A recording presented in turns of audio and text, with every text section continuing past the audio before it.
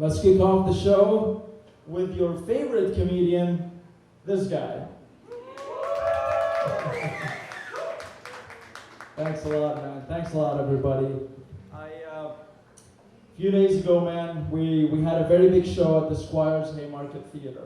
Is my sound good, by the way? Sounds good? Too loud? Okay. We had a great show at the Squires Haymarket Theater. We had over 120 people show up. And it was a beautiful stage, man. The whole club, we got so close afterwards. We started going out and drinking, and we celebrated Nico's birthday. Nico is a blue-eyed, Middle Eastern-looking guy. I can't see him, he's a comedian. But we went out to the bars with him, man. So I was in the bar with one friend of mine. For the purposes of the story, I'll call him Kyle. So Kyle is a tall, good-looking guy, all right? We walk in, and we see this group of ladies, and there's a guy, and for the purposes of the story, I'll call him Oliver. Oliver is trying to talk to this lady. Kyle, being Kyle, torpedoes into that friendship circle, completely blocks off Oliver and starts talking to this lady. Now this lady is enamored by Kyle's height. She finds him very attractive. She finds everything coming out of his mouth so interesting. Until I notice this. She turns around to Oliver and says, "I'm going to talk to him now. Bye." Oh my God. Dude, ouch. And I could see the look on Kyle's face like he's grinning. And in my head, I'm like, I've never witnessed this much evil in my life. And at the same time, frankly, I was like, Kyle makes Saddam Hussein look like a good guy. But anyways, man, I love drinking. You know, drinking is fun. The thing about drinking is, before drinking, I have to put a lot of effort so that my English language sounds American. Like, you know, it'll sound like this. So when I'm not drinking, I say things like, I like eggs and pesto. They really go well with each other. When I'm 3 Miller Lights in, I'm like, maybe we can get the oil change for $35, maybe $40. Negotiate. Dude, when I'm like 6 Miller Lights in, I walk up to women and I'm like, I like you, how much? It's all money with these fucking Arabs, man. But, no, man. How was y'all's spring break, by the way? Amazing. Yeah, well, sounds like shit, as an average. So, no, man, we decided to go to Ocean City, Maryland. Yeah. It is as depressing as that sounds. We decided, you know, this group of fellas were like, let's find the most deserted place in the country and let's go there and have a vacation. So we rent beach house, get a bunch of booze and a bunch of different drugs. Now, I'm Muslim, so I only stick to the weed. So I smoke so much, man. I start smoking a lot of weed. I get so stoned, I pass out on the couch, close my eyes, I meet God. Yep. But it was the Christian God, so I was pissed. You know, this whole time, you know, I've been trained by the Muslims to think that we have it figured out. Turns out that all these idiots who've been trying to convert me actually had something useful to say for once. Speaking of people who want to convert you, why is it that they're always the people that you don't want to sleep with? Like, I got approached a few days ago, man, by this lady. She's like, "Hi, my name is Sister Grace." I'm like, fuck, now I can't sleep with her. Like, listen, man, I'm Muslim. I'll fuck any family member, but sisters are off the line, man. Anyways, everybody, I want to start welcoming some new talent, actually. We have a brand new comedian lady. She's a great runner. I always see her in Macomas jogging, running. She's really good. She's more ambitious in running than I am. Everybody, please welcome Maria.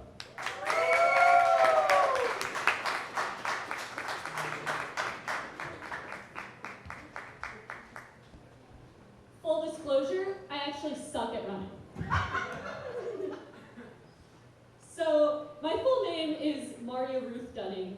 Maria's pretty hard to remember, and I used to introduce myself as Maria, like the chick from War and Peace, until I realized it would make me sound like a pretentious douchebag.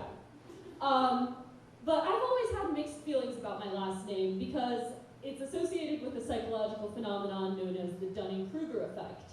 And if you don't know what that is, it's when you think you're an expert at something. You think you know everything about it, but you don't know jack shit about it. And that's kind of a negative connotation. But one time I just said my full name with pride when I was discussing horror movies with my friend, because that's a topic I happen to know a lot about.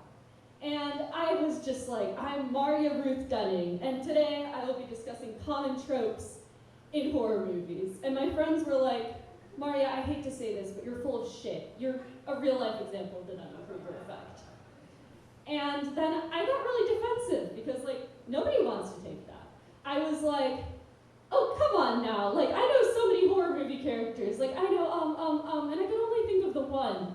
And I was like, I know the antagonist from Nightmare on Elm Street, Freddy Krueger. Oh. So there's this TikTok trend going on where people just like, they talk about whether they were written by a man or a woman. And I know for certain I was written by a woman. Have you ever seen a man write a woman? They're all like, oh, tits, tits, tits, she breasted boobily. I don't have much to show in that area. And speaking of TikTok, my friends are, I go to Squire's Student Center a lot, and I have a group of friends there, and they're very, very invested in this TikTok horse named Chicken Nugget, Chicken Elizabeth Nugget. And so a lot of our conversations just center around horses, just horse jokes, horse memes, just someone can say the word horse and we'll crack up. So I told that to my dad. Now, my dad is a former drug prosecutor, and he used to hang out with some suspect people, so he's a little bit like high-strung. And so as soon as I said, oh yeah, anytime someone says the word horse, we laugh, my dad just went, are your friends on ketamine? And I was like, Dad, I know you're friends with some sus crowds, but I tell you everything out of pure shame. Like, I will tell you if I get a B on a test. What makes you think I wouldn't tell you if I was fucking snorting horse tranquilizers? And I also work, I work as a security officer. It's a pretty fun job. You get to meet a lot of people. I got to practice my Spanish skills once when talking to a family. You can see all these cool things: fireworks shows, concerts, football games. But then there's every job has the good, the bad, and the ugly. And so the Notre Dame football game, there were a lot of tensions there. I was very excited because I wanted to dunk on my grandpa who went to Notre Dame and just be like, you guys suck, we're better than you. And obviously I was wrong. And so I was a little pissed. And so I was walking back from work in uniform and all, having to deal with everyone's bullshit for the day, and my favorite team losing. And I just walk over to these guys, these huge ass guys. Their dads, they had their kids with them. They were fighting it out in the parking lot. And they were just screaming something. I didn't know what it meant, but then when I walked closer, I heard that they were screaming, "You pissed in my car!" The other dude just isn't gonna take that. He goes, "I swear to God, I did not piss in your car." And so I'm just like, okay, there are two ways the situation could have started. Like, did one guy just like see like the other guy in his car, like 3mm defeater whipped out, just going psss, emptying his bladder all over his vehicle? Or was he just in a drunken haze, ran into this particular guy and he was like, "You look like a car pisser to me. You know what? Yeah, this dude's different. We've been pissing in some cars." And both seem equally absurd to me. I recently bought a stuffed axolotl. If you don't know what that is, it's basically a lizard, if lizards were pink, and had the resting face of Felicia Lang from Prison Break. So, very cute. So anyway, I got one of those from my local Spencer's, since I was there anyway, and why the fuck not? Since then, I've managed to convince my friends that it used to belong to the Sicilian Mafia. Their first reaction was like, what the fuck? And I told them, yeah, what's so difficult to understand? I stole this little guy from the Mafia's hideout. So the obvious next question was, hey Maria, what were you doing in the Mafia's hideout? And then I simply whipped around and said, you axolotl questions, my dear.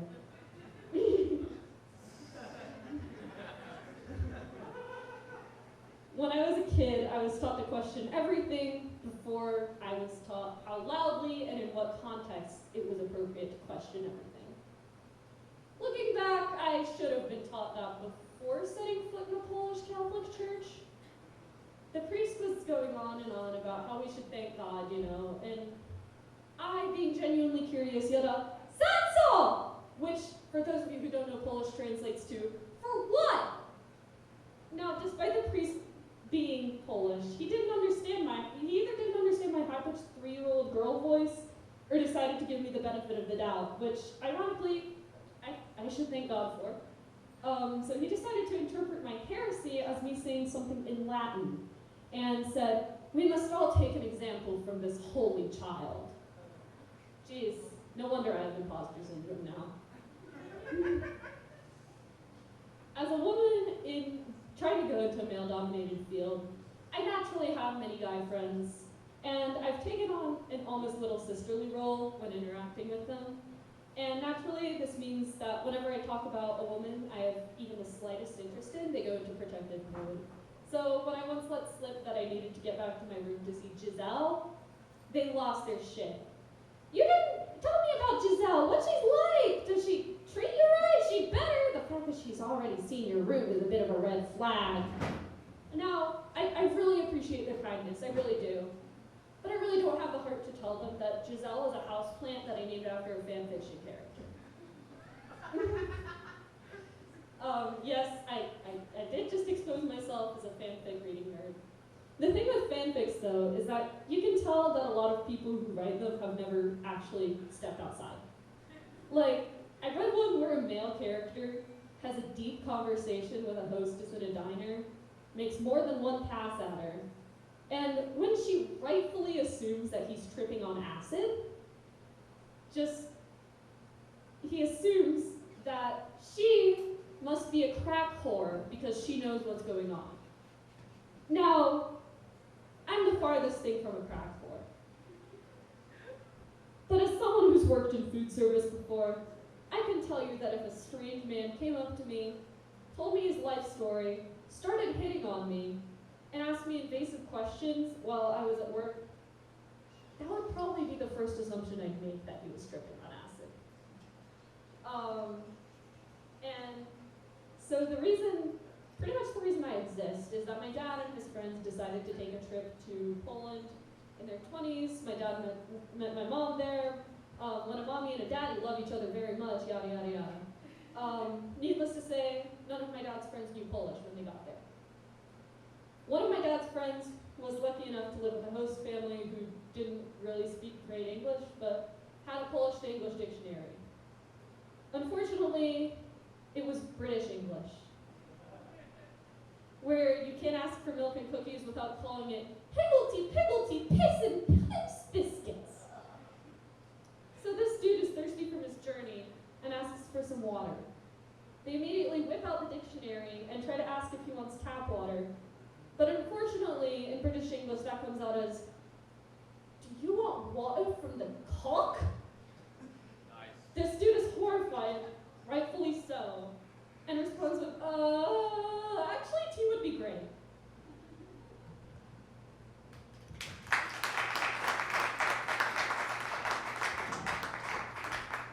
All right, everybody, I need something higher than that. It was our first time. Come on. Yeah. like to teach women how to belly dance. But Murray, what was your last name again? Dunning. Yeah, I like to hear words in English that I don't understand. And for me not to sound like an idiot, I just say English is my second language, and that usually gets me where I want to go. But the next comic is a guy who looks like me. He's got an afro and a girlfriend. Everybody please welcome Anthony Giolini.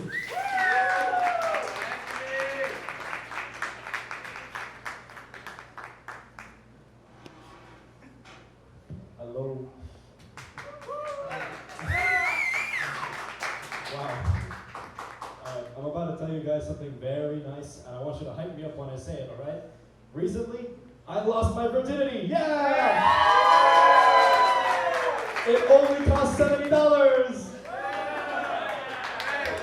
At least you lost your virginity, brother. Yeah, you know, she was not that nice though. Alright, I'm gonna tell you guys a little story. When my father, I can't even see anything with these lights today. When my father first came to this country, he did not speak a lot of English, and so when you come to the country at first, as an immigrant, you need to go to the hospital and take your exams and stuff like this. So he came, or keep in mind, he doesn't speak a lot of English. The doctor's just doing things, and there was one exam he was not prepared for. It was called a prostate exam.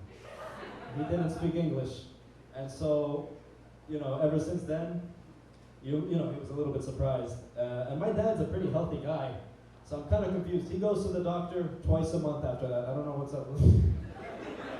All right, that's my entire set. Goodbye. Yeah.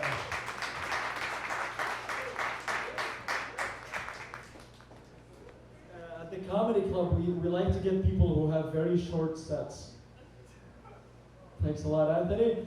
Next up, let me see who's next up. Oh yes, it is a very funny comedian, which is the worst way to introduce a comedian. He's new, it's his first time, and when we first met this guy, we wanted him to come in. We actually invited him in. Everybody please welcome Jay the Stray.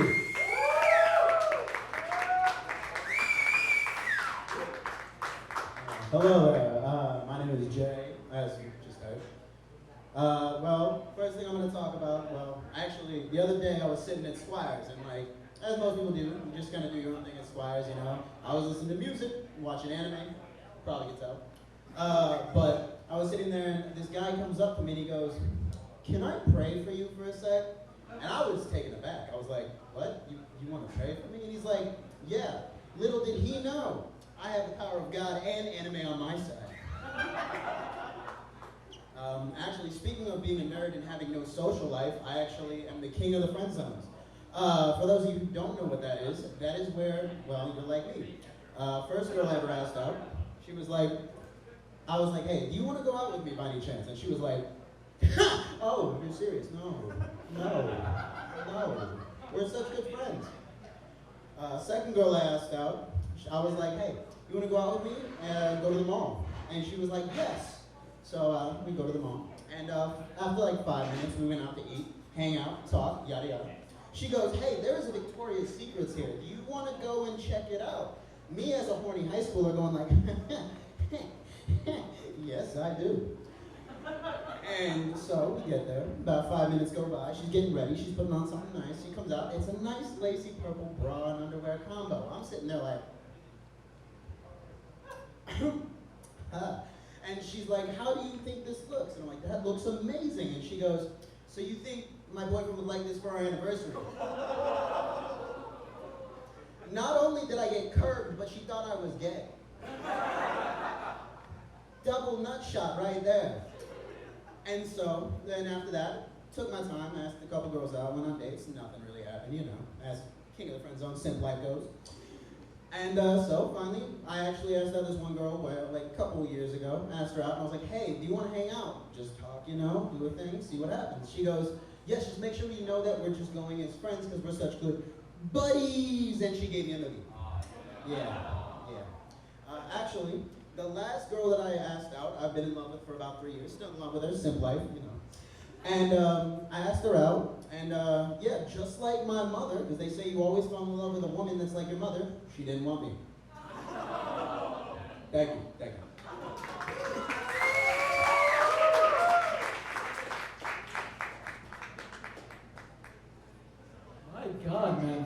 first time, you know. He's like very fast. He's got a lot of Hispanic energy. The only thing missing is salsa dancing. But listen, everybody. Next up is a very tall guy, and he's very good looking, very good with women, and good looking. Now I wonder if that story that I mentioned had any similarities with this person I'm introducing. We have a white guy who has a very Hispanic name. Everybody, please welcome Bernardo Rico.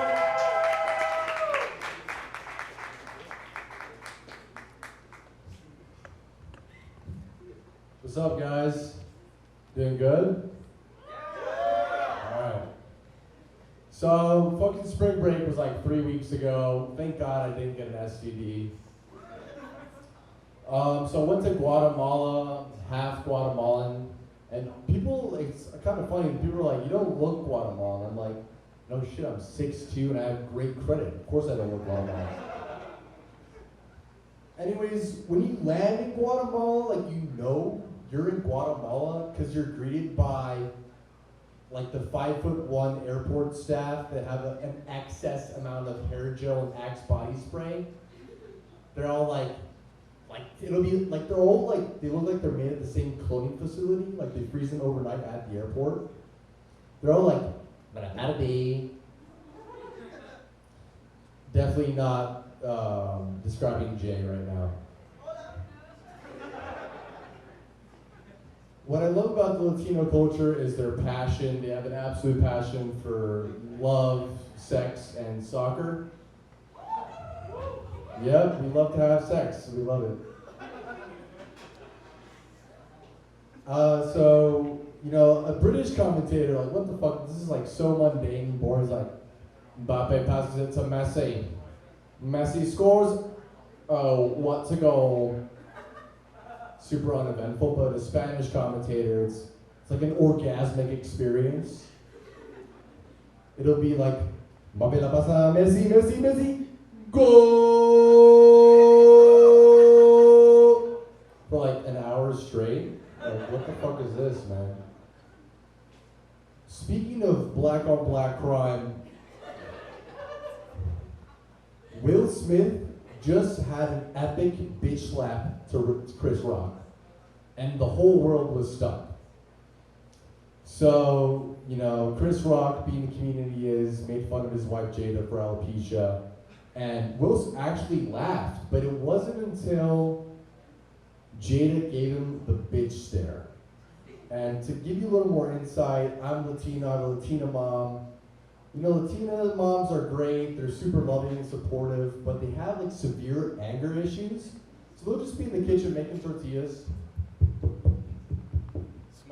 smiling, and then like they just look at you and they give you the bitch stare, like,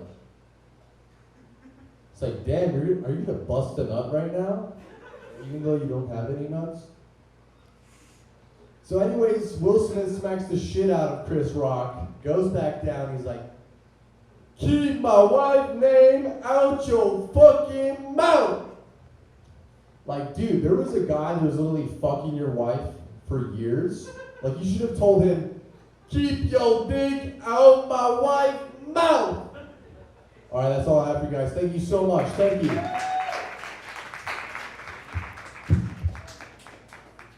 Man, up next, we have this beautiful blue-eyed fella who looks like the Arab guy that cleans my car. Everybody, please welcome Nico!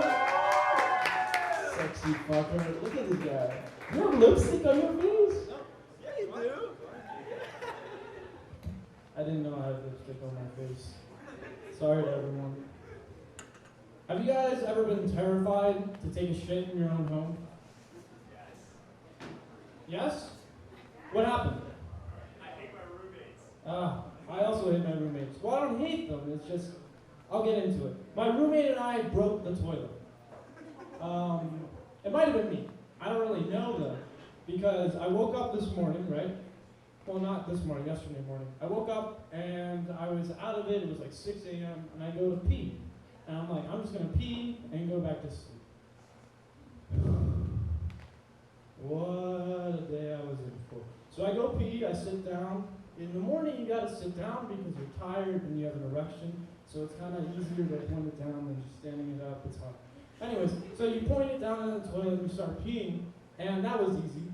And then I got up and I flushed, and I just go over to wash my hands and start brushing my teeth. And then I look over, and I see it's not making a sound to flush. It's making a rising water sound. And I'm like, no. And then I just, all the water starts spilling out, all the piss water, and I'm like, holy shit, it's 6 a.m. I wasn't prepared for this. I was half asleep. So then I jump over to the top of the toilet, right? I'm like, and I pick it up and I throw it into the bathtub, and I push the thing down so the water flow stops. This girl I'm seeing, the lipstick, she gave me a plant, and it was on top of it, and I just chucked it over, and it's still fine. Don't worry. But yeah, that sucked. But anyway, so I'm desperately deciding which towels I'm willing to part with to clean up the piss water, and I'm like, all right, this one is okay, and this little towel right here. So then I'm desperately trying to clean it up and push the piss this way, and then I'm like, I'm gonna go out to get a mop, and then my roommate's gonna walk in here and smell like piss all the time. And I'm just freaking out at this point. And now, so we cleaned all it up, I figured it out. My roommate and I were able to flush the bottom part of it out. And then, we did the lower valve, and then we flushed it, and we could throw water. But now we're playing Russian roulette with the toilet, you know what I'm saying? Neither of us will use it at all. And we're just waiting for the one of us who makes the foul mistake in the morning like I did. And, honestly, it's just a ticking time bomb to go off. It's going to be such an awkward conversation to be like, yeah, don't use that bathroom. You can use it, just don't flush. And it's if you have to shit, you have 3 options, all right? Okay. Option number 1. You take a shit. That's pretty easy. And the second part of the option is you scoop it up, right? And then you take it and you go to the other bathroom on the second floor. You bust down the door. You see my roommate Harris taking a shit. And you just spread his legs open, you move his cock out of the way, and then you start dumping this shit right into the toilet. And hopefully when he's done, he'll flush it. Alright, option number 2. You take the shit, you scoop it up, and you take it out back, and you start digging a hole. And you dump it in there. But if you start digging a hole, it smells like shit, dig a new hole, because that one's already been used. Alright, option number 3. You take a shit in the bathroom that you shouldn't use, minus not using the other 2 bathrooms that work. That would not make any sense. Use a bathroom that doesn't work, shit in that toilet, scoop it up, and take it to the toilet that does work. Now, please, if you ever come to my house, do not take a shit and then take the shit and put it in the garbage. Because someone did that, and the entire kitchen smelled like shit all day. None of us have done any of these options, by the way. This is just a joke. It's a bit. That'd be fucked up. You think I'm just in there scooping it with my hands or a solo cup, filling it? Alright, Harris, move your cock aside. Let me dump it in. Oh, circumcised? I knew that. Jewish. Oh. Yeah, I love that. Alright, honestly, I put my roommates through enough hell. They had to live with my ex, too. That was a lot. And, but they put me through psychological hell. Alright? Harris, my one roommate, for example, the one with the cock you have to push back. He's that comical sitcom trope that's just always bringing shit home. And I know, you're saying, Nico, what kind of sitcom trope is that? There's not anyone from I don't know, Full House is hey, I'm bringing this couch home. No one's doing that. But Harris is that guy. Let me give you an example. A couple months back, I hear a car door slam, and I hear, some indistinct conversation going on.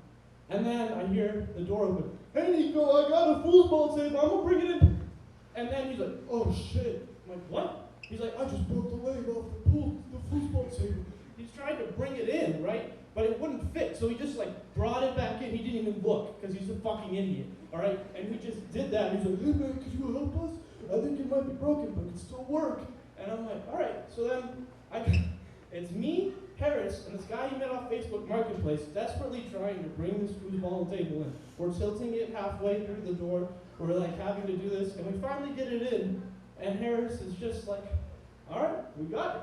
And he doesn't even bother to ask us if any of us want the foosball table, Not, hey, 3 other guys I live with, do you want this foosball table? Do you want this old recliner chair that smells moldy? Do you want this ice machine that will make noises and leak everywhere? Do you want this air fryer that has a picture of my babushka on it? And you know what the great thing is? None of us play foosball. It just sits there in our living room as a coat rack. And we put our mail on it, and it gets stuck in there. And my one roommate, Anthony's like, it's got stuck in the goal again. I gotta get it out. And it's just so fucking unfortunate. And after we were done with this Facebook Marketplace guy, Ann Harris, we're getting the football table, and he's like, hey, can I take a shit? And then Harris is like, got 3 options. All right, thank you so much, guys. I hope you have a great night. Give a nice hand for Sam. He's doing a great job hosting.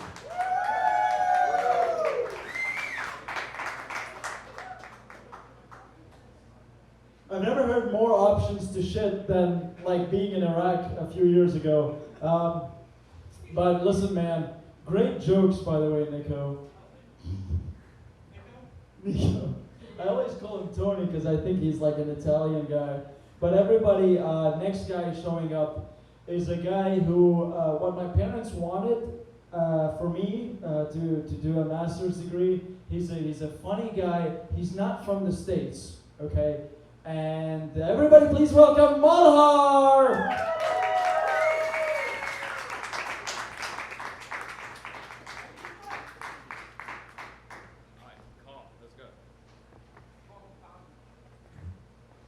How's it going? How you doing tonight? Great. We've got 3 people in the audience. Well.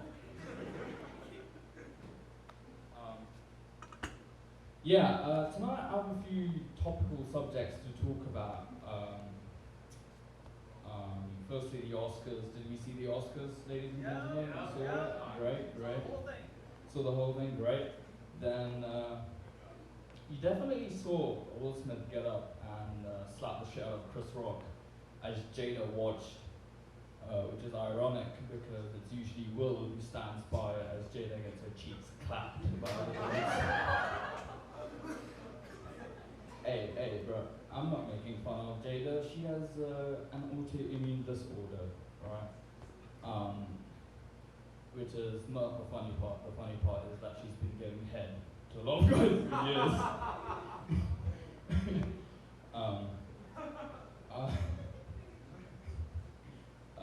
But yeah, I respect Will Smith's decision to defend his wife. You could say he was caught between a rock and a hard place. No, damn it. Took a lot of willpower to step on stage. Damn, I could go on for days, bro. It's unfair. Will Smith slaps a dude and gets an Oscar, but when I do it, I go to jail. That's unfair, man. That's unfair. But yeah, a lot more Oscar jokes that I could have done, but I chose not to. You know, 'cause you got to draw the line somewhere, right? Get it? Okay. Moving on. I have a few before I have a short set. Before I go, I want to do a few science jokes for you guys because we have a really good comedian coming on later, and I just kind of wanted to put those out there. Are you ready for some science jokes? Yeah. Awesome. I heard oxygen and magnesium broke up last week. I was like, OMG. But then I saw oxygen with nitrogen last night, and I was like, no.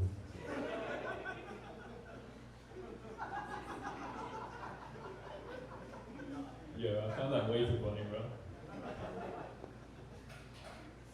They say helium's the lightest element, but I think it's the funniest because it's a diatomic molecule, and the way you read it correctly is he.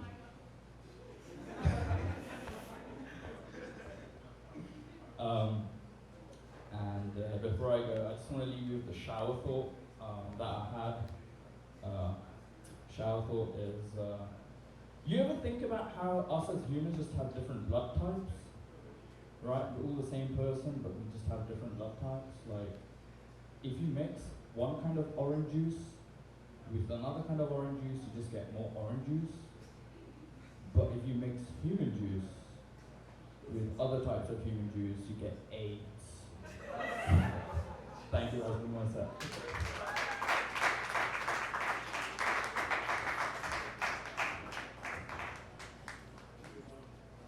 Alright, so you guys have stomached through an entire set of student comedians. Alright? Now is the best part of the show. Now we have a comedian who drove from Durham, North Carolina. Now I don't know if you guys know where North Carolina is. It's a state in the United States. It's one of the 50 states. And this guy has been on Craig Ferguson and is one of the 40 people that Neil deGrasse Tyson follows on Instagram. Twitter. Also Raleigh. Fuck. I'm such a shit host. But everybody, please give the warmest applause for Brian Malow. Malow.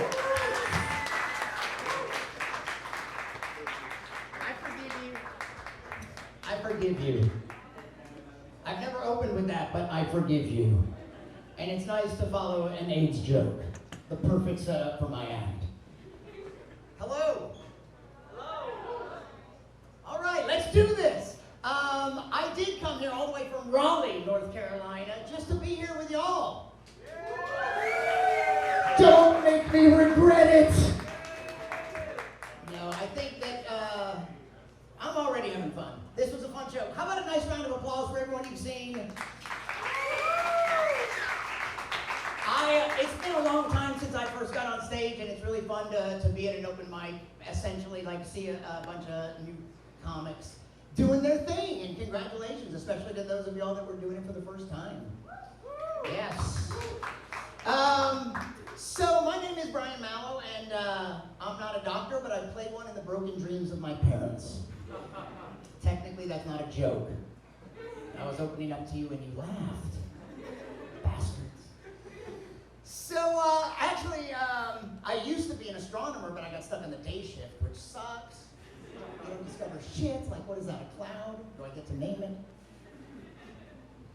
Too much pressure being told, like, right up top that this is going to be the funniest person you've seen. Forget everything you've seen. This guy's going to be the funniest. Take it away, Brian. Not be the fucking funniest. Maybe I will, maybe I won't. Maybe I won't, because I don't want to embarrass the new comedians. If I suck, that makes them look better. That'll be my excuse. So, yeah, it's really good to be here. I have not been performing much in the past 2 fucking years. Do you know why? Yes, you know why. Now, you're young, you're college students. You've probably been socializing the whole fucking time, haven't you? You haven't, nothing slowed you down whatsoever. And it's no big deal that but it's a little weird to me. I have a mask in my pocket, and I don't know where you people have been. And what exactly? I think it's good, exactly. If you take it out and wave it around, you probably cleared the air. Thank you for clearing the air of all the virus. Everyone do that. If you have a mask, just wave it around a little bit, and we'll all be fucking fine. There we go. Now I can take a big inhalation, and I'm just fine. I think I'm still rocking my quarantine mullet because I still have been cutting my own hair for 2 fucking years. And it's okay, like you can cut the front and you can take a shot at the sides, but the back, no fucking way, I'm even gonna risk it. So it's like, fuck it, let it go.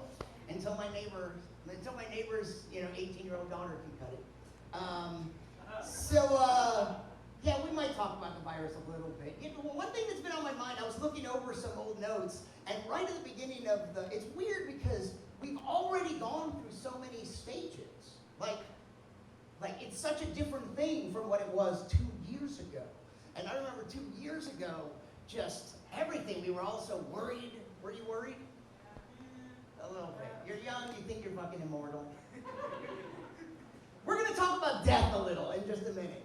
Now that you mention it. But I just remember things like, first of all, I have a pet peeve about junk mail.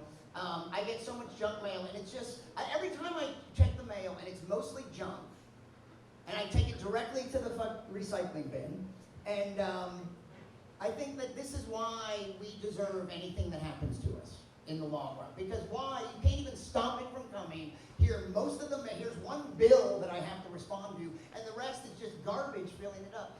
And then when the pandemic hit, it's like every time I would check my mail, it's like, well, I don't want to fucking die for junk mail. That's bullshit, right? That's not really a punchline, turns out. All of these jokes are peer-reviewed, by the way. Sammy didn't quite say this, but I don't know if anyone saw any of the promo for the show, but I'm basically kind of a science comedian. You kind of know that? But you're the comedians. Do y'all know that in the back? Yeah. You heard that too?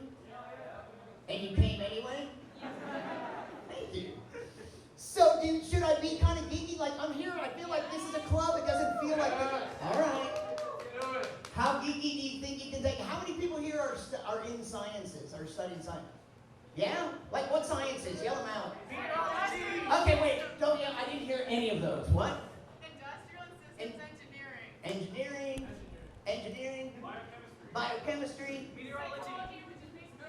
Psychology. What? Meteorology. Meteorology. Oh, you gonna be a weatherman? Yeah. Yeah. I'm a scientist. Tomorrow it's gonna be fucking hot. It might rain. What?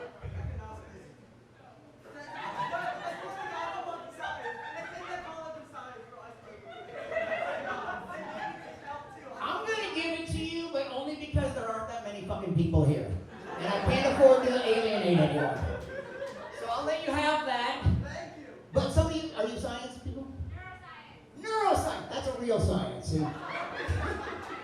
I decided to alienate you after all. So I'm not a scientist. Let's be clear on that. I'm not a scientist, and I wasn't an astronomer. That was what my people call a joke. My people being comedians or Jews, if that's not redundant. But I am. I guess. Are there any other Jews here? Really? All right. Are you also science people? What are you? Biology? What do you want to be when you grow up? You want to what? You're going into medical devices. Usually medical devices go into people, but you're flipping it. You're going into medical devices. Excellent. I loved all the sciences, especially physics, but I like all sciences, but I just didn't become a scientist. I became this, a comedian, I guess. But it's worked out really nicely, and I get to meet a lot of interesting scientists, and so I am a big science geek. And if you like science, it's hard to understand why more people don't, because it's so just fundamentally human. It's just about curiosity. And how can you not be curious? How can you peer out of those tiny holes in your skull and not be curious about this world we find ourselves in, right? And I was always a curious kid, at least that's what the neighbors said. I think they meant well. And I remember once, I was like 10 years old, and I asked my dad, why is the sky blue? And he wasn't having any of it. He said, go ask your mother. So I thought, cool, she knows. I was very optimistic. And I went off in search of my mom. I felt like I was experiencing the scientific method, like I was following in the footsteps of Newton and Galileo, and I found my mom. I was so excited. I go, Mom, why is the sky blue? And I'll never forget her answer, because I said so. At first I was in awe of my mom. Later I learned not to trust her in matters of science.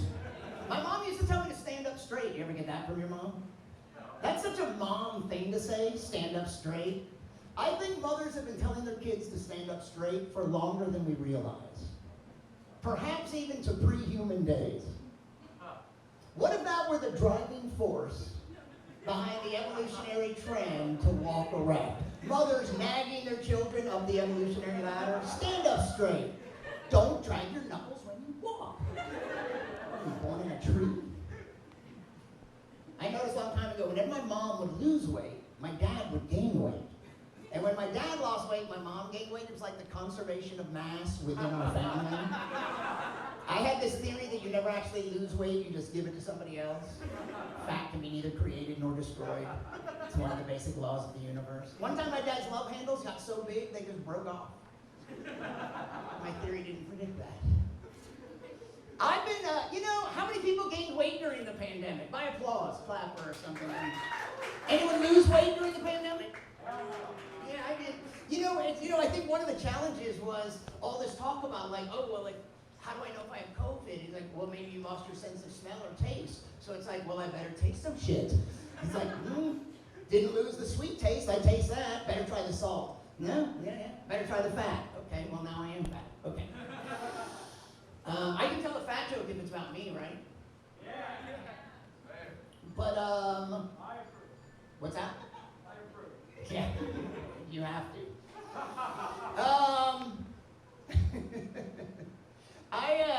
I know that I've actually gotten into better shape during the pandemic, and I don't always eat the best stuff though, and I know I should eat more vegetables. I'm a carnivore. I don't eat, meat exclusively like a Komodo dragon or Jordan Peterson.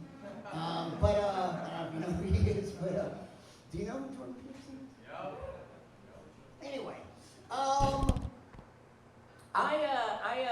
know I should eat better. My ex and I, we used to try. We made an attempt at paleo. Do you know the paleo diet? Have you tried? Has anyone tried the paleo diet? Do you know what it is? You've heard of it?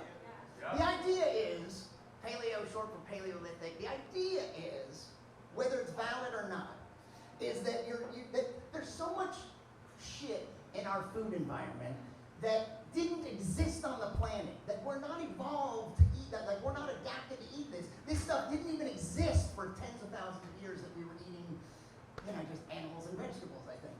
But, so the idea is that we should try to eat more like our Paleolithic ancestors, more like what our body's adapted to, and so we just sort of kind of eased our way into it. So we started by eating the oldest food in our refrigerator. And we did lose weight, but I'm not going to recommend it. You didn't like that one. That was like too rambly an intro and not a good payoff. But that's okay. I'm both the comedian and the critic. I don't need you to judge me. I'm going to fucking judge. I can judge myself better than you can fucking judge me. Who are you to judge me? I'll fucking do the judging around here. I'm judging you, by the way. Anyway, we're back. I don't know who that was. We're back. Whoa. There you go, see? All right, I offended someone. It's not like I slapped someone, I just Did I do that? Uh-huh. You went right for the one closest to my foot. Very accusatory. I fucking didn't touch that. I know for a fact. I think. Carrots. Does anyone like carrots? Yeah, steamed with butter, drenched in butter, but do you like raw carrots? I don't even understand who the first person was. Who would even think to pull that thing out of the ground and eat? I would sooner stab someone with a carrot than think that it was food. I don't understand how some things got tasted for the first time. But I know they're good for me and I probably should eat them. And one day I had kind of an epiphany because I realized I could eat carrots all day or I could eat one rabbit. Let him do the work.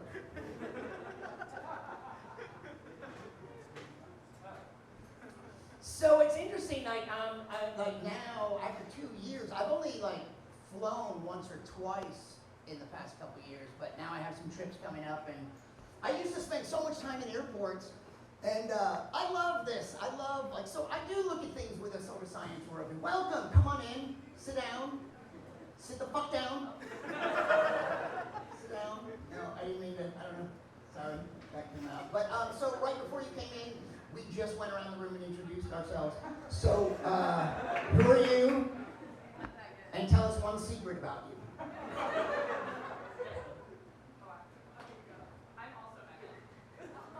No. Bullshit! I call bullshit. 2 Megans out of 3. What the fuck is going on in Blacksburg? And what are you, Reagan? You're lying. No, who are you? Sophia, and I wish I was Megan. That's kind of sad. You've always wished you were Reagan. Yeah, it's okay. It gets better. It gets better. People say that it's not true. It gets better for a while, then it gets much worse. Where were we? Carrots. Carrots! We're done with fucking carrots. Unless they're steamed and have a lot of butter on them. No.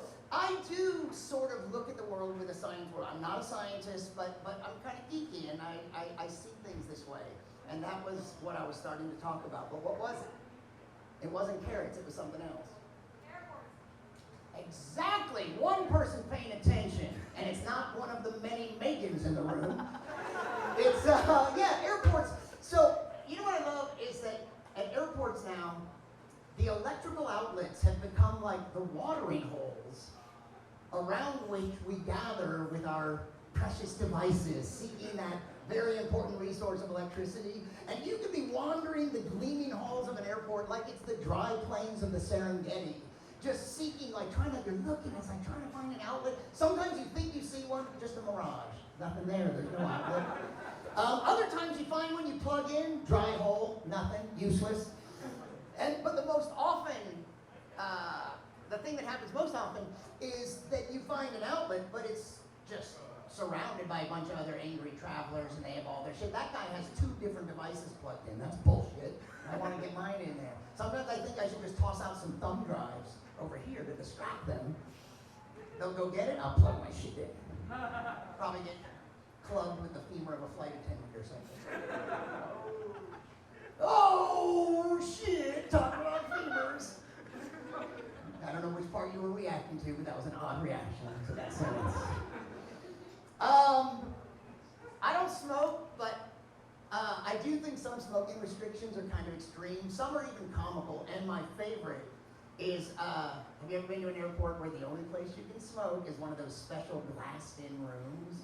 I love that. It's like a terrarium in which you can view the smokers in a recreation of their natural habitat. If you haven't seen one of these, get to an airport, it's worth the price of admission. They'll have a lounging area, a pacing area, because the smokers need their exercise. If you come at the right time, you might see a couple out basking on rocks and fighting amongst themselves, grooming each other. Parents are bringing their kids up to read the little plaque describing the species. Oh, Homo emphysemus, an endangered species. The only thing they don't have is one of those coin-operated machines so you can buy cigarettes to toss out to the smokers. Check it out, he's smoking the one eye through. That is so cute. Oh shit, that male smoker's trying to mount that female smoker. Look at that. They're trying to make little smokers. Look at that. You learn so much at the airport. You know, I also, so you probably had cell phones in elementary school or something, but I'm of the generation where we did not have cell phones. They weren't a thing. They weren't a phrase in our vocabulary even. And then all of a sudden we had them, and I was kind of a late adopter of the cell phone. I don't even know why. I think it's, you know what, I was also a late adopter of another thing that probably now all suitcases have wheels. But the suitcase with wheels, when I was a kid, suitcases didn't have wheels. You know, they had fucking zippers and that's it. And they didn't have wheels, and I was really resistant to even getting one.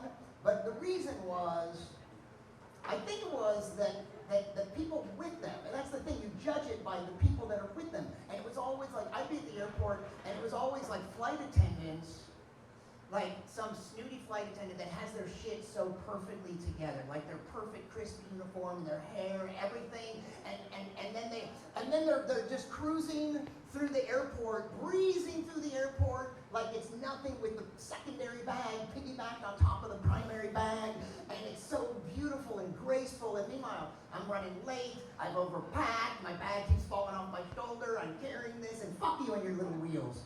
And then I finally got one, and I was like, what was I thinking? It's the fucking wheel. Embrace it. I think we came up with it shortly after the stick, and monkeys use that. Come on. Embrace the wheel. So I was a late adopter of that, and then I was a late adopter of the cell phone, but I didn't think when they first came out that I needed to be reached at all times. I realize now how wrong I was, because clearly now I'm so attached to it, it's in my back pocket. If it ever, you ever put your phone like in a different place and you go, oh, what? Oh my God, I find it. Okay. You know, like I just for a second thought I didn't have my phone on me, and what a tragedy that would be. So I was a late adopter of the cell phone, and I just find people with them though are still annoying. I'm still sick of overhearing other people's conversations, right? You overhear, I was at the airport and there was a guy like 2 gates over, talking so loud, all I could think is, he almost doesn't need a telephone. Do you understand? We're going to broadcast the signal signal for you. You don't have to shout it from the mountaintop. Like his last phone was a Dixie cup and string. There have been advances. And then you know what's weird? Now, I don't know where you came into this. I don't know about what age you gained consciousness and were aware of this. But for a while, you know, when cell phones first came out, they were big, and they were too big. And it's like, that's a cell phone, fuck! It's like a jam box. And then so there was this trend for cell phones to get smaller and smaller and smaller. But then it reversed. They got so small that my little fat fingers, this is not good. I don't even want them to get any smaller. And then they started going the other way, and they got big again. But ultimately, they're absolutely going to get smaller again. There's no way, first of all, there's no way. This is a kind of, you can probably always say this, but this is kind of a special time where this idea that we are interfacing with the phone with our fingers like this is not going to be the case in some years from now. And in fact, like, do you even use your phone as a phone? We still call it a phone, but how often do you use it as a phone? Hardly ever, right? It's everything. It's a computer, and you use it for everything else. And if someone calls, you're like, why aren't you texting me? What is this?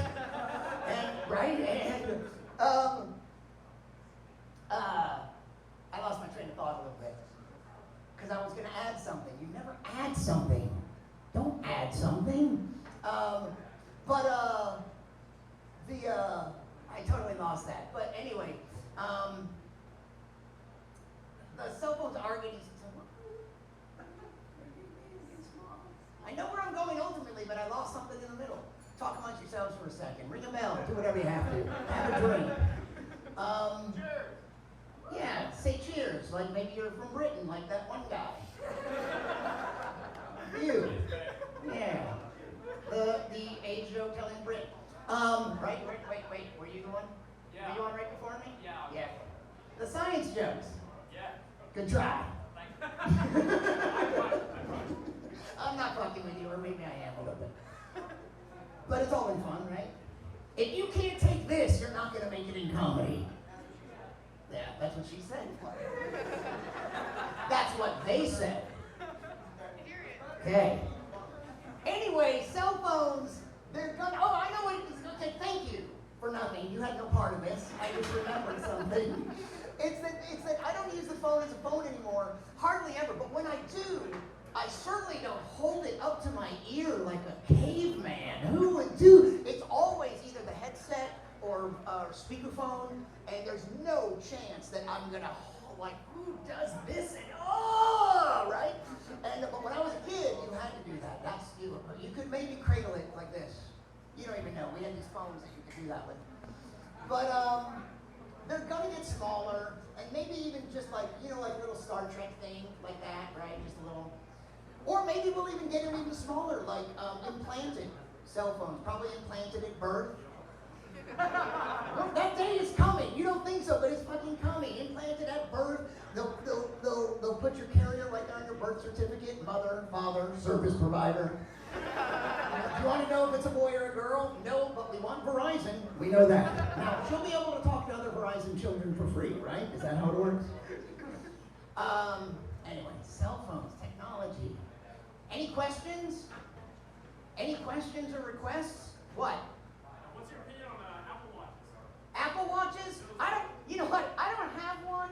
I think they seem very fucking convenient. And it's killing me because I've been walking and running and I have to carry my phone around if I want to get credit for my exercise on the fucking phone. Like the exercise itself isn't important anymore. I have to get fucking credit from Apple. I want it showing on the health app that I did this. And I have to carry the phone with me. Even if you're wearing shorts or something, you have to carry. So I can see that it's very convenient. You know what I have? I don't wear a watch at all, but I put this on tonight because I figured I needed to know what time it was while I was up here. But I like this. It's just a cheap Casio, $12. Can you get an Apple Watch for $12? I don't think so. $12. It's got a calendar. It has alarms. It tells you how long you've been on stage. But my favorite part of it is that it says it's water resistant to 50 meters. I don't think I'm ever going to get to test that because I'm only water resistant to like 7 or 8 meters. So I'm just going to have to take it on faith when they say, I'll toss it in. It's like, all right, is it still good? I don't fucking know. That's going to cost me another $12.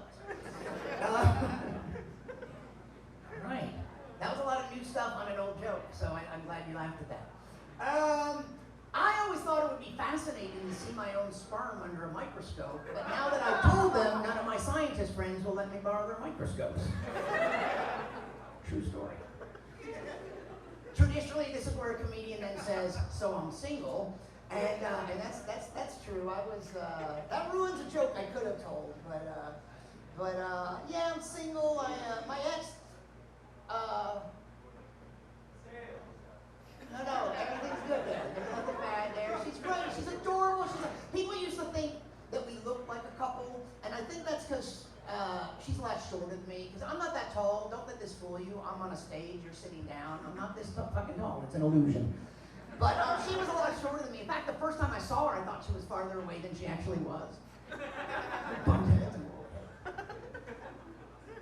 She started, I think we change our behavior as we get older. So, like, she started dressing in bright colors, I think, to trick predators into thinking she's poisonous. Where are my biology people on that one? I didn't hear any laughter. Do I need to be over here talking directly to you to engage you? Hi. How are y'all doing? You seem like a cool couple. Are you a couple? You're not? I mean, you're a couple of people, but you're not a couple. Yeah, now you are. You love him, but not like that. Much to his chagrin. I think that's the first time I've used the word chagrin on stage, if you're keeping track. You're not, but you could be. Talk to him about it. Oh, I had it wrong. It's the other way around. All right. Are you science people at all? Or are you? What are you studying?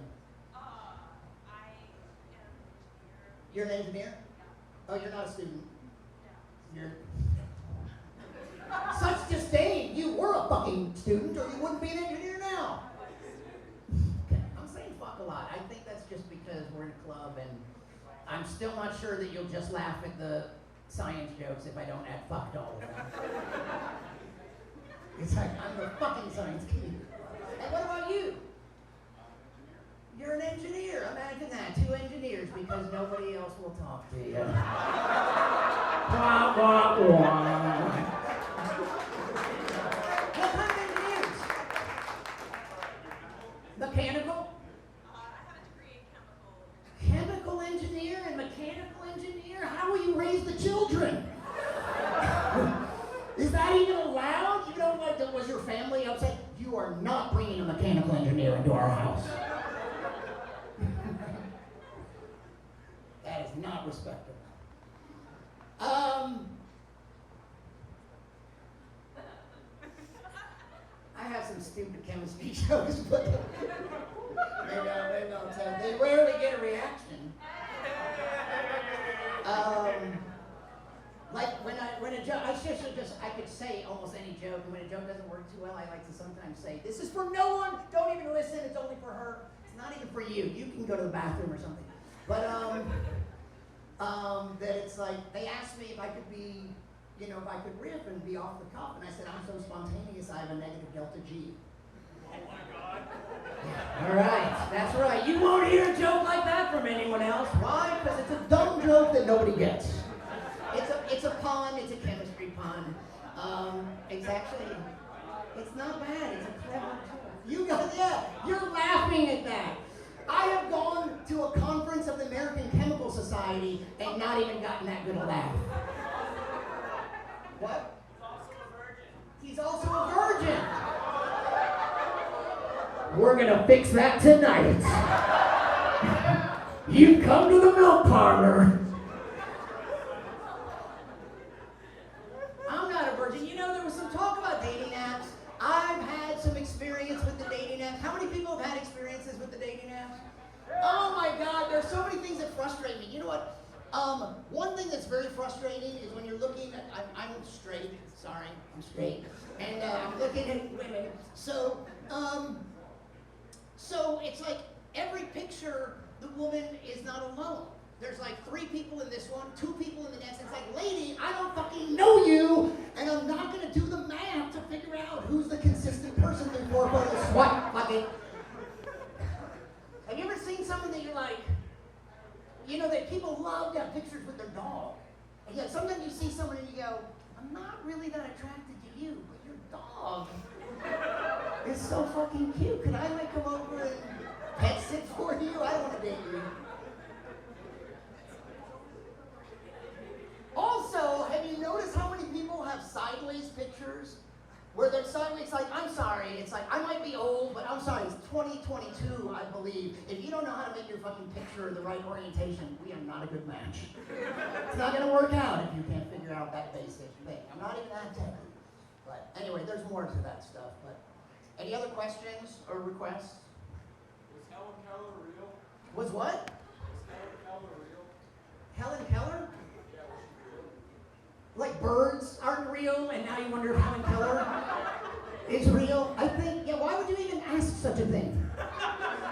Why? Because it's unbelievable that she found a way to communicate, that she was able to communicate? Exactly.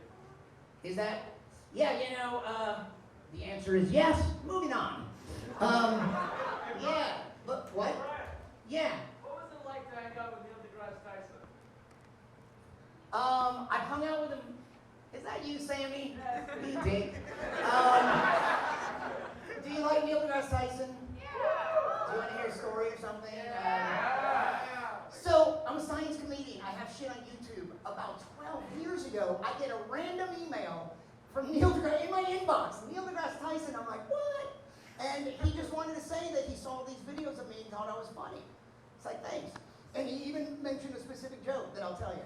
And then he invited me to do some pieces for Star Talk Radio. So I did these monologues, but we had never met. How modern is this? And this was already 10 years ago. Oh, shit. I've been in Raleigh 10 years. A little more than 10 years ago. I was in San Francisco. And here's how we did it. He gave me, every show has a theme. He would tell me the theme. I'd write something, record it, email him the MP3. They played it in the show and talked about it. But we never met. We never spoke until right around the time I moved to Raleigh, and he was coming in, and we met in person finally. So, you know what? Let me see if I can find this real quick. Where's the let's see. Hold on a second. Shit. I wasn't prepared to tell you this, but the best example is there's just something like in an email exchange that was really interesting. Okay. So when I was going to do these pieces for Star Talk, he said he gave me he sent this long list of possible topics, and I was like, yes, I totally have jokes on some of these things already. Others are great. I can come up with something. And then one day, January 7th, 2011, he said he apologized for the lateness of this, but they're going to do a show on wine, and he's really into wine. He's like a big wine guy. And so he goes, sorry it's so late notice. It's January 7th, and he goes, he wanted it by January 11th. He wanted me to deliver something 4 days later. And then he goes, he gives me a huge list of possible ideas to work with. I didn't end up using any of his ideas, but he had a long list of ideas. And then he says, if none of this or anything else works for you, we can give you a reluctantly granted rain check. But in my opinion, it's stressful deadlines with difficult material that bring out the best in people's creativity. But that's just my opinion. Looking forward to your reply. Like, how can you say no to that, right? So then I said, I don't want to take a rain check. I want to do it. I don't have anything, but let me think about it. And he goes, he literally wrote this. These are the times that creativity rises to heights previously undreamt of. Fuck. It has a happy ending. It's just that I delivered a great piece and he played it in full. It was longer than he wanted, and then I did a bunch more pieces for him. In person, interestingly, let me just give a shout out because one of the members of the comedy conglomerate, the reason I'm here, is my friend Doc Barham. And today is the anniversary of the death of Mitch Hedberg. How many people know who Mitch was? Mitch Hedberg? No? You don't know who he is? Wow! I'll tell you what. Tonight, when you go home, Google Mitch Hedberg. Go look on YouTube and watch some videos, and you might find you have a favorite new comic. I wouldn't be surprised at all. He's dead now. He died on this date in 2005, and it's just interesting that we're here on this night because Doc and I hung out. He was an old friend of mine, and but I'm not biased. It's like I can't believe no one knows who he is. The comedians know who he is, right? I know who he is. Right. I mean, he did 12 Lettermans in a really short period of time, 10 maybe. And he had a Comedy Central special, and he died too young in 2005. But we were hanging out with him in Anchorage many years ago, and I hadn't seen Doc in many years, and it's kind of funny that we're here on the death date. So, comedy. You know, I mentioned birds. I had a great experience on the road a while back. I stopped at a rest area, and when I came back to my car, there was a bird eating bugs off the grill of my car.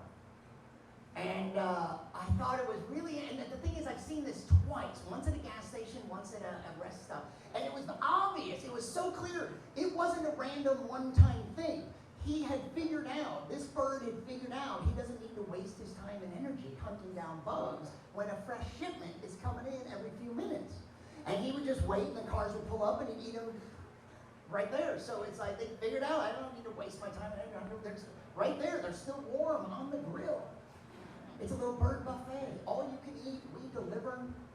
He probably thought he had a symbiotic relationship with my car. I get fed, you get groomed, everyone's a winner. How many people here know this? Since on the science meeting, let's dispense a little science. But do you know that birds are dinosaurs? By applause, how many people know that birds are dinosaurs? That's a pretty good round of applause. Does anyone not know that? Like, yeah. So when I say this, and when they clap, what I mean is literally birds now, when I was a kid, I think we heard birds are related to dinosaurs or descended from dinosaurs. But today, they are literally taxonomically categorized as dinosaurs. They're avian theropod dinosaurs. So you know how there's like sauropods, the giant four-legged dinosaurs, and there's theropods like that stand on two, like T-Rex and Velociraptor. I can only name dinosaurs that were in Jurassic Park. I'm kind of a shitty scientist. But you know what? Those are theropods. Those are non-avian theropods. Birds existed more than 65 million years ago, before that extinction event, and it wiped out all the other groups of dinosaurs, but some birds survived. And today, just like Pluto's not a planet, sorry, it's not accurate at all to say that dinosaurs are extinct, because there are 10,000 living species of dinosaur today. They're on every continent, and their diversity is beautiful. There's a hummingbird that weighs less than a penny. Can you even imagine that? Less than a penny. But what are hummingbirds? They're like, what are fucking some feathers and some balsa wood? There's nothing, and a little beating heart, I guess. But there's a hummingbird that weighs less than a penny. There's an ostrich that weighs 300 pounds and stands 9 feet tall. There's peacocks and penguins and murmurations of starlings. There's carrion eaters and birds of prey. The bald eagle, symbol of our nation, is a dinosaur. So is Donald Duck, and Tweety Bird, and the Roadrunner. Corvids, like crows, are clever tool-using dinosaurs. Parrots are talking dinosaurs. Blackbird singing in the dead of night, that's a song about a dinosaur. So is Freebird.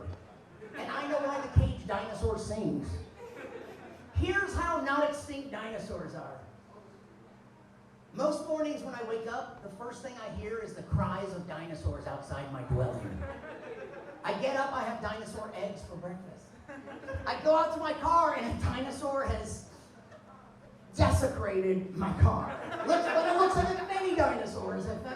Dinosaurs pooping on buildings, and that's a technical term, I'm sorry, but dinosaurs pooping on buildings is such a problem today, such a modern problem, that there's an entire industry that makes those countermeasures.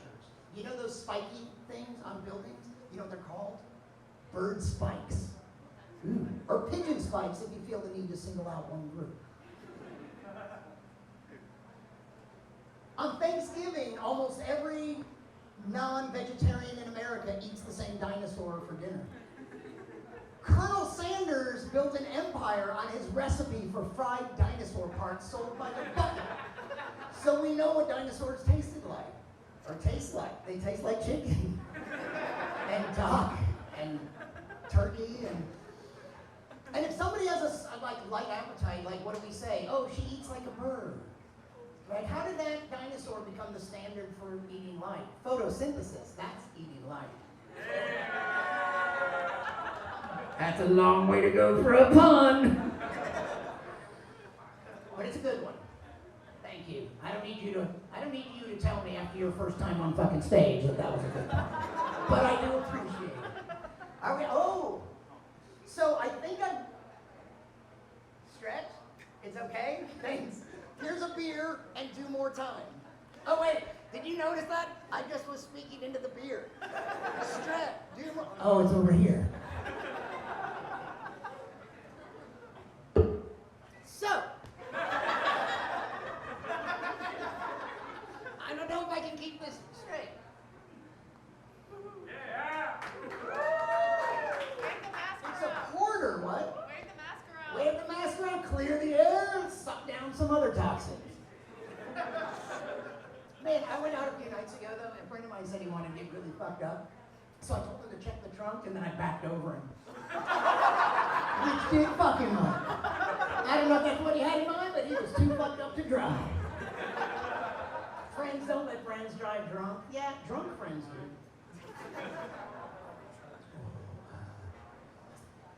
Any other questions? Or yes! Good job on your first time on stage. You were very bold. Opinion on the new Star Trek. Haven't seen it. Do you like it? The Picard one? Yes. Yeah, I think I would like it, but what fucking... I already subscribe to too many fucking platforms. I don't care about fucking Paramount Plus. Okay, stop. So, I'm not that much of a Star Trek fan. I just admire one of the actresses in it, and I pissed off one of my friends by pretending Captain Emily Bosch, who shows up for a grand total of 5 seconds. I'm going to cut you off about here. Yeah, I think that I would like it, but I haven't seen it yet. Any others? What? Do I like poetry? Why would you ask me that? Because you're an English major? Yeah. Do you want to hear a really science-geeky poem that I wrote? Okay, this is just for her. Y'all can just do something else. So it's kind of a love poem to my ex, but she wasn't my ex at the fucking time. Let's see if I can get it. It's old. Her name was Tara. But I like it. It's not super funny, but it's clever. What'd you say? Yeah, she's not dead, but yeah. Not yet. So, and hey, where's my neuroscientist? Gone! Fuck! Okay, you are? But wasn't there one over here? Alright. This, you like this? You better like this. Tara Faraway. Tara Faraway. It's already genius.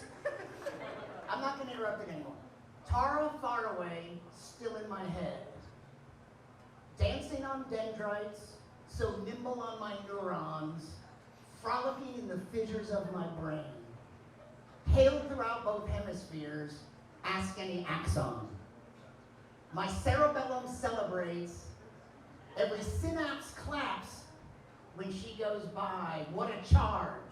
Neurotransmitters are living large. I'm revving up my motor neurons, riding the impulse that drives me to you.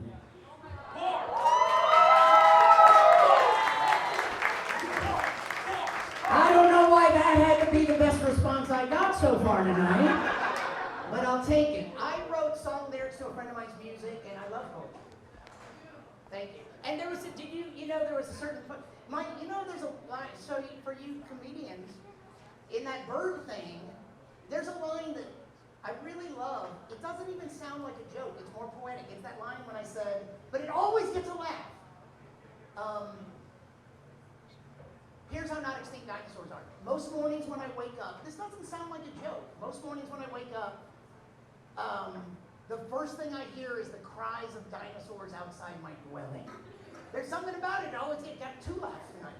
But you know what I mean? It's almost more poetry. Yeah, exactly. Shakespeare. You want it? Here's my other. Since you mentioned Shakespeare, how about this?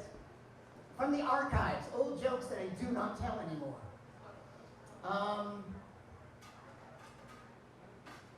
I need to tell a joke that leads into it. So the joke was like, it's a thing with a relationship, and she says something very mean to me, and then I say, she was always asking, she was mean, she was like a ray of light to a vampire. She was always, you can't record this bit, this is old, I don't tell this anymore. It may not be considered politically correct. However, there's a reason so I said, so she was mean to me, so I said she was always asking me to swallow my pride. Finally one night I said, why don't you swallow my pride? So I was like you guys, I was early in my comic career, and I was so proud of that joke, I came up with that. And then I went to see in Austin, Texas, Shakespeare in the Park. It was a comedy of errors. And there's this part where the actor goes something about my pride, and he indicates, and I go, holy shit, I thought I came up with that pun. Shakespeare beat me by a few hundred years. So you think that you've written an original joke, fucking George Carlin did it before you, and maybe even Shakespeare did it before him. Is this a comedy show or a class? What has happened here? I've lost control, and I'm in control. It's Q&A, exactly. I opened it up. What else? Veganism. What? Veganism. Veganism.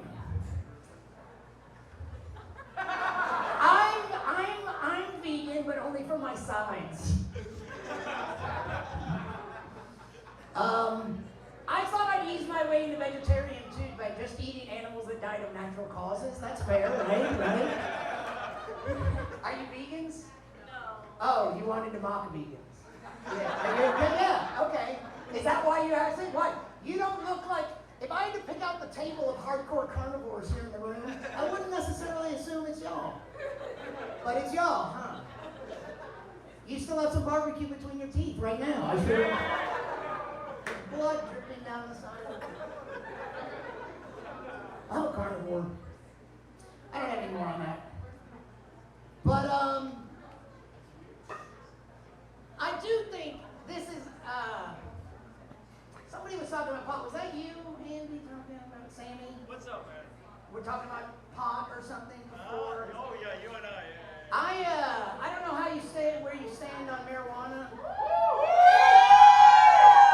You're wooing, but did you bring any? All right then, show's over, folks. I'm pretty sure about this too, that marijuana is a plant. I'm almost positive it's a plant.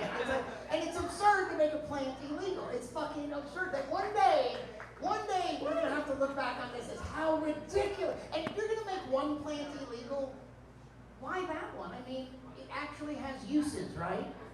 Right? Like industrial, medicinal, recreational. If you're gonna make one plant illegal, why not start with those cockleburrs that get caught in your side? Those are annoying. Why don't we make that shit illegal?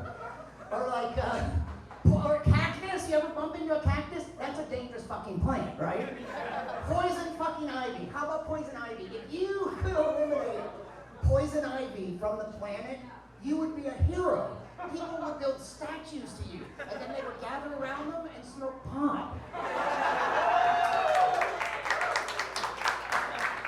Now, there are a lot of myths about drugs. A lot of people think marijuana affects your perception of time. It's not true. It's not true. Marijuana does not affect your perception of time. What it does is it actually alters the space-time continuum. It changes reality, not your perception. I had my own fucking punchline for that one, mister.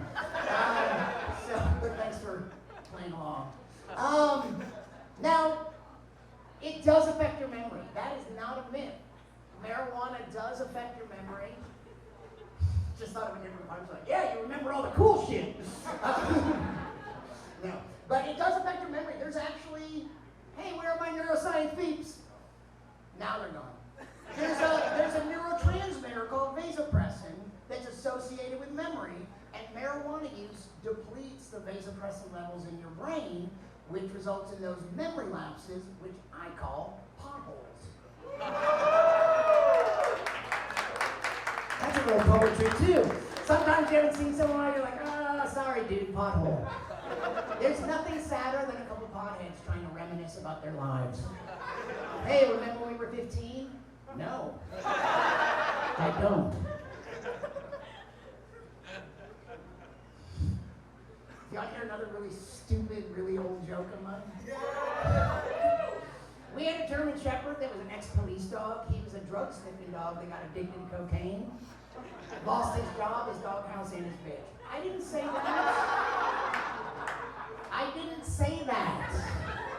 Fake news. He's a country singer. So, yeah, any other questions? What do you got? Oh yeah, I got some stuff. Movies, phrases. Did I ever tell you I went to a magnet school for bipolar students? True story. I love movies. I haven't been to a movie theater in 2 years. I have kind of a big screen at home, which is great, but I miss big movies and IMAX movies. I remember one of my favorite, I went to a movie with my friend Chuck, and I don't like seeing movies with Chuck because he always has to sit in the front row because he thinks he gets to see the movie before anybody else. And you can't argue with him because he always has the same last word. The speed of light is finite, Brian. And it's true, the speed of light is finite. Does anyone here know the speed of light, though? It's very fast. 300 million? 300 million. That's just a fucking number, first of all. And second of all, what? 380? Whatever, but you're thinking metric, and I'm an American, so I can't even comprehend these round numbers of 10. I like, it's like 3 times 10 to the 6 meters. But 186,000 miles per second. 186,000 miles per second. So if you're at a theater, here's what I told Chuck, if you're at a theater 186,000 miles long, you would only see the movie 1 second before the guy in the last row. And he said, yeah, but you'd hear it a week and a half before. And I did do the math for that joke. That is the quietest response I've ever gotten. I think we're too stupid. I didn't want to say it. But hey, awareness is the first step, dude. So you're on your way. You're all right. I love IMAX films. One time I saw this IMAX film called Everest. It was about a team of climbers that made it to the top of Mount Everest with a film crew. That doesn't make it any easier. I told my mom about the movie. Here was her only comment. She goes, oh, I could never do that. It's so cold up there. Like, that's the one reason she hasn't climbed Mount Everest. Like, she was about to at any point. Never mind the 5-mile ascent of rock and ice, slippers on her feet, cigarette dangling from her lips. But wait a minute, you didn't tell me it was chilly at the top. No way. Deal's off. I didn't know it was going to be cold up on Mount Everest. What else? I think we're going to, like, does it matter? I'm having fun. It's like, should I just keep talking until the room is empty? What is it like to be Jewish? What's it like to be Jewish? It's all right, man. We own the media. And, you know what? I'll tell you something. No. Too late now. You had your chance before. You said stretch. I'm stretching my comedy muscles. I was born in Chicago, but grew up in Texas from age 5. Wait, what part of Texas? What part are you from? Dallas, Texas. Oh, the worst part of Texas. Dallas does kind of suck a little bit, but Houston, and then I went to Austin. I like Austin. I like Austin too. I think we can fuck Houston and Dallas, but we can agree on Austin. All right. Now, would you be willing to have sex with this guy that's a virgin tonight? Since he also likes flowers, I'm just trying to make some connections happen. And would you mind if he's all alone? Could he join you? It could be a threesome. Imagine having sex for the first time and having a threesome with a chick from Dallas and that guy. What a story that will be. I hope it happens. You can make it happen. Have a couple drinks. I'm a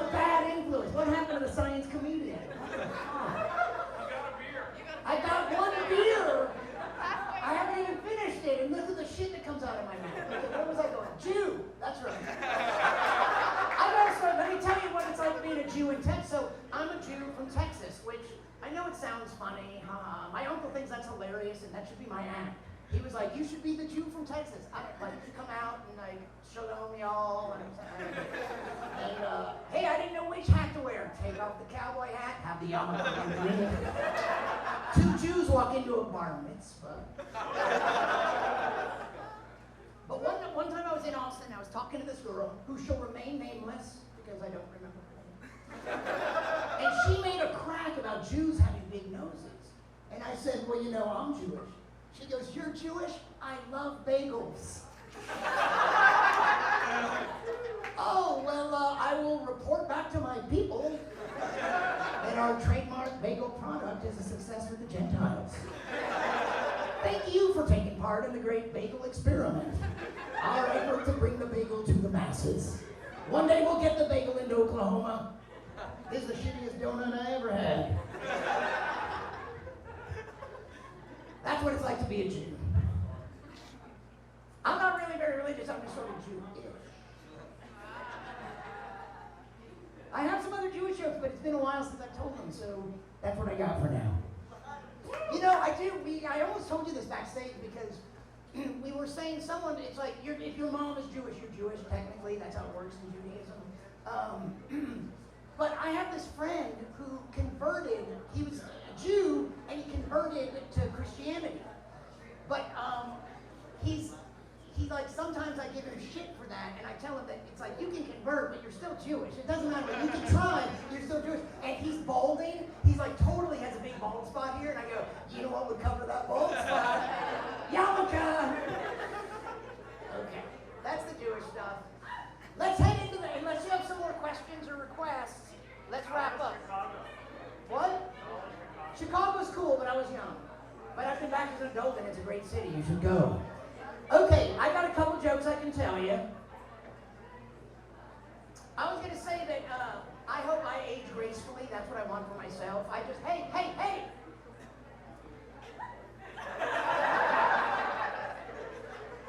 Are you going over to his table? You're not walking out in the... I'm not done yet. Should I wait? God damn it. What? What?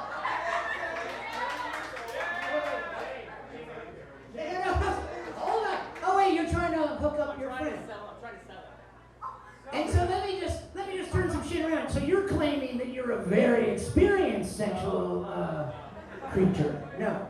You're also a virgin. 3 times.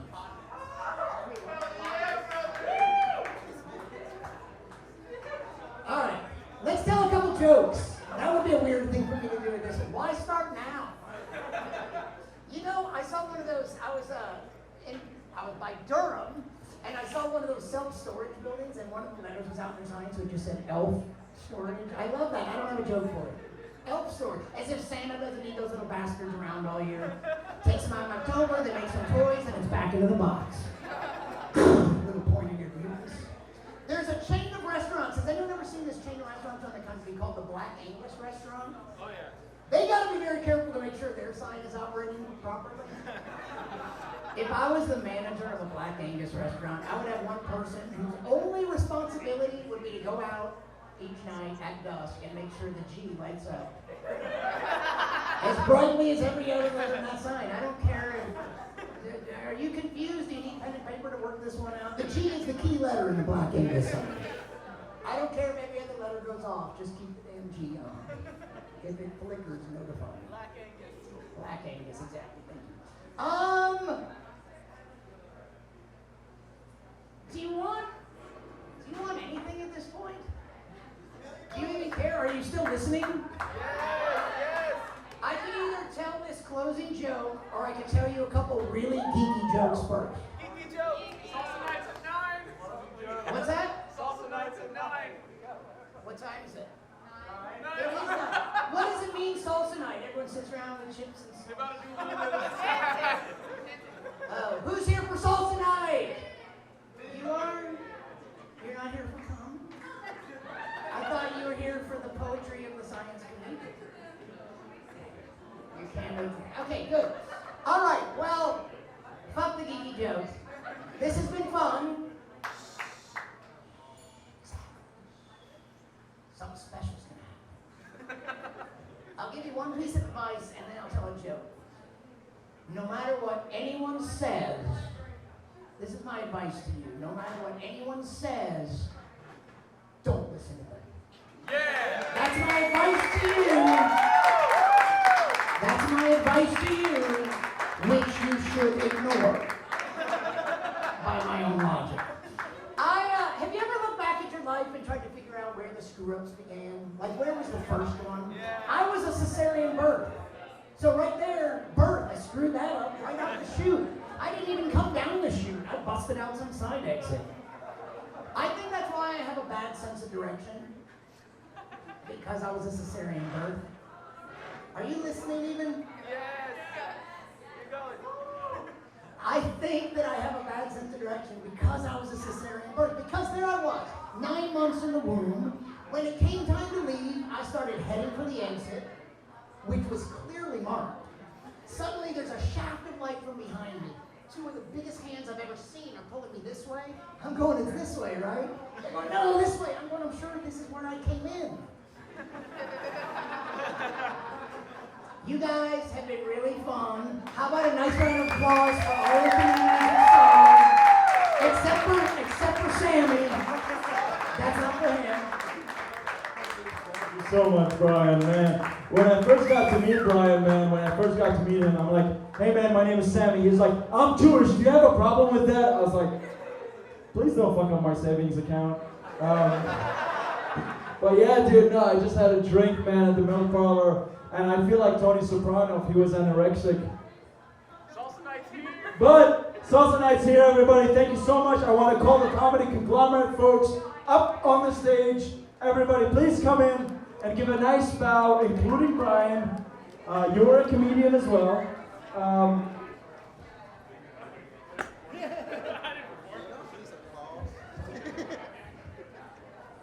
What is this for? This is for the comedians and Brian. Me and the comedians.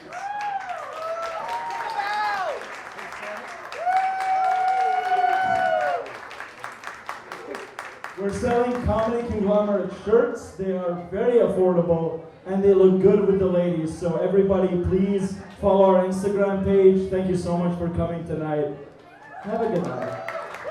Y'all support local comedy. One of these people on stage, believe it or not, is probably going to be on SNL or some shit or become famous. And you never know